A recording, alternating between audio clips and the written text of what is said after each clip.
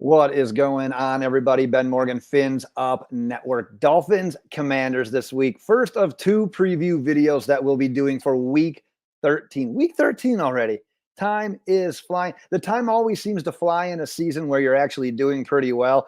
If we're in the Commanders' shoes, man, the season would probably be dragging on. You would want the offseason to be here, start prospecting some guys. But we don't even need to go down that road. Let's talk about our team. Because like I said, first of two preview videos for the Dolphins Commanders week 13. Today we're talking top matchups, keys to victory. The next video we'll be doing a final preview. We'll be doing the prediction in that video. But for that video, I want to hear your questions. What questions do you got for that video? We're going to tackle as many as we can. So go ahead, get your questions dropped into the comments. Like I said, I will get to as many of those as possible. But we talked about the Commanders and the situation they're in, and what an unfamiliar, uncommon opponent. They're essentially one of those teams that you're only playing once every 4 years. So we don't really have too much on them. They started the season 2-0, proceeded to win 2 of their next 10 games. They're now 4-8. They just got embarrassed.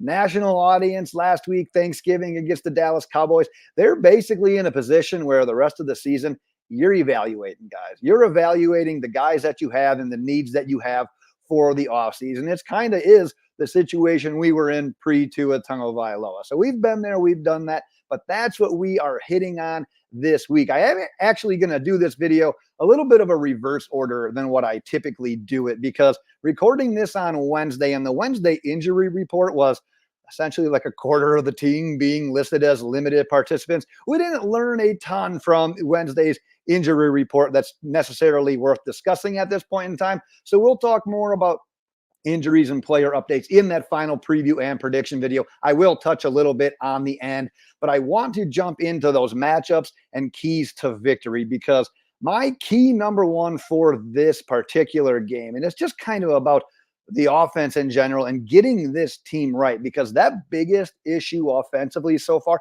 I don't think it's disputable at this point in time. Recently, it's been turnovers.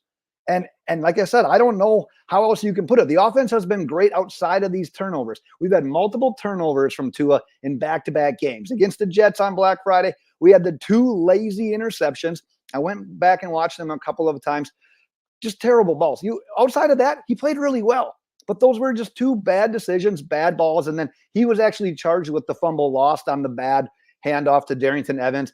Really probably not on Tua. However, he's charged with the turnover regardless. And then against the Raiders, he got an interception on a pass to Waddle where he just throws it a little bit shorter. It's probably a chunk yardage gain. It was just a bad connection. It was a bad throw. It resulted in an interception. And then his fumble in that game, yes, was 100% on him. So 2 turnovers in that one as well.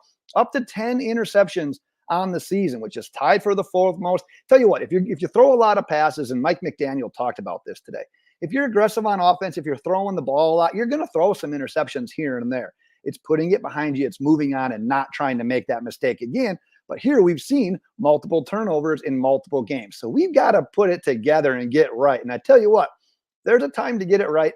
It is Sunday. The Commanders, 4th worst in total defense in regards to yards allowed, 3rd worst in pass defense, total yards allowed. But like I said, those are the games you get right against. And like I said, it's not like Tua has been bad statistically. He still put over 240 passing yards against a good Jets defense. We talked about the Jets defense, how good it was. Really good against the pass, like 30th or something against the run. Well, guess what? We got it done on the ground. Mostert had a great day with his almost 100 yards, 2 touchdowns, and Tua still put up 240 yards. Like I said, outside of those 2 passes, he played a really, really good game. One of the better games quarterbacks have played against the Jets this year. And then against the Raiders, 2 turnovers, still put up 325 yards and 2 touchdowns. Dolphins offense through these weeks, like I said, we're through 12 weeks. Still 1st in yards per game, still 1st in passing yards per game, 2nd in rushing yards per game, 2nd in points per game. But now it is time to put a final game together. You take advantage of Washington's terrible pass defense.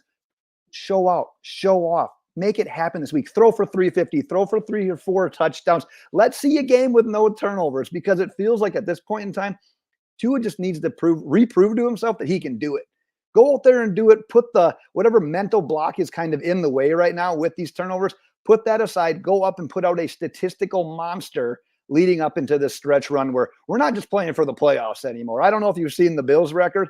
The East should be ours. I'm not going to say it's ours yet because I don't want to jinx it. It should be ours. We are playing for playoff seeding right now. Let's put it together right now offensively.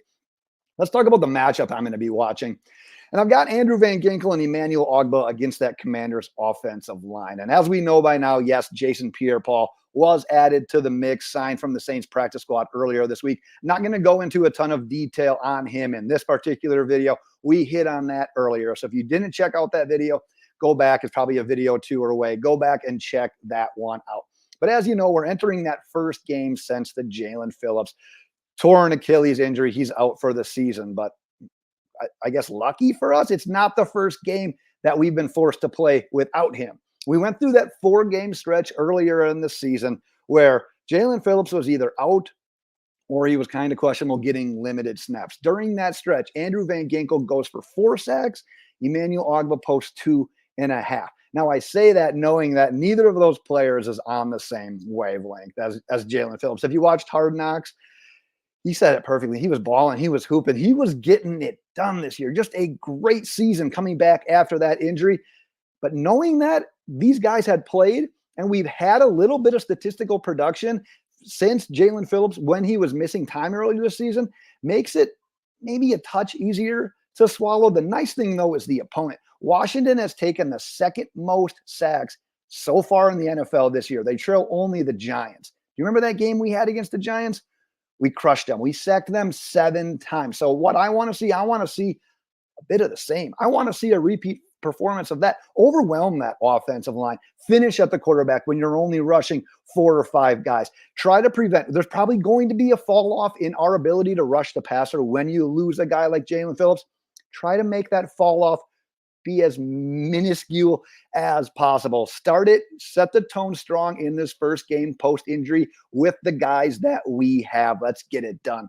I talked a little bit about some other injury news, a little bit of stuff that's not a top key to victory or a matchup or anything. And that's the Miami Dolphins did open the 21-day window for Chris Brooks to return. So obviously, as you know, we've had a lot of guys on IR. We kind of know the drill on this. Dolphins now have 21 days from Wednesday to get him elevated to the active roster. If it doesn't happen, then he will remain on IR the rest of the season. Regardless, good news, likely that Chris Brooks is at least making strides and returning back here. Other news from the injury report, Teron Armstead was limited. Kendall Lamb was a did not participant, which basically means, you know what? That's Keon Smith at this point in time. So if Teron Armstead can't go, if Kendall Lamb can't go, it likely would be Keon Smith starting at left tackle, who got some run in that game late after Teron Armstead had to leave against the Jets on Black Friday. But that is what we've got for this one, Dolphins fans. Like I said, I will be back with that final preview prediction video that usually drops on Saturday morning, but get the questions that you would like answered for that one. Drop those in the comments. I will get to as many as possible. That is my time, though, for today, Miami Dolphins fans. Until the next time, fins up.